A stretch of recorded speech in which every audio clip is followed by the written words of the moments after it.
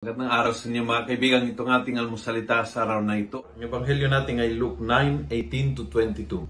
Sabi ng ebanghelyo, one day, when Jesus was praying alone, not far from his disciples, he asked them, "What do people say about me?" And they answered, "Some say you are John the Baptist, others say you are Elijah, still others you are one of the prophets of all."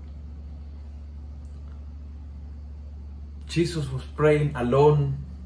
Siguro nagkaroon in that moment of deep prayer, yung realization na ang opinion ng Panginoon ang mahalaga. Ang opinion ng Diyos ang tanging mahalaga. Kaya pinakita niya agad sa kanyang mga disipulo na ang opinion ng tao ay madalas mali. Sino ako? Ayon sa mga tao. And even people well-intended were wrong. Some say you are Elijah, wrong. Some say you are John the Baptist, wrong. Some say you are one of the great prophets, wrong. Huwag mong idepende ang definition na kung sino ka sa opinion ng ibang tao. But you can realize that only when you are alone in prayer with God. When you are alone in prayer with God, biglang na tauhan ka ng kanyang opinion ay yung tama. Ang kanyang iniisip ay yung tama. Ang balak ng Diyos para sa buhay mo, yun ang tama. Ang opinion ng Diyos, ang pananaw ng Diyos tungkol sa iyo, yun ang mahalaga.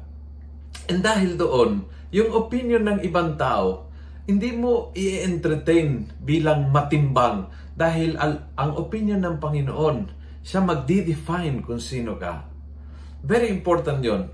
Kasi kung ikaw ay talagang lagi nakikinig sa mga sinasabi ng iba tungkol sa iyo, nagpapa-apekto kapag ikaw ay kinikriticize, na-offend at nasasaktan kapag ikaw ay binabash, mawawala ang iyong kapayapaan. Kaya very interesting ang point ni Jesus na nakuha niya in prayer. Father, your opinion is important. Kaya ipakita ko dito sa mga alagad ko na every time na you ask people about me, they will be wrong. But every time you ask you, Father, tungkol sa akin, they will be right. At sana matuto din tayo ng ganon. Kung sino ka, kung anong mission mo sa buhay, kung ano ang dapat mong gawin, huwag sa kanila, kundi sa Kanya. Ang Panginoon ang magsasabi. Ang Panginoon ang magsasabi kung sino ba talaga ikaw, kung ano talaga ang mission mo. Kung nagustuhan mo ang video nito, please pass it on. Punuin natin ng good news ang social media. Gawin natin viral araw-araw ang salita ng Diyos. God bless.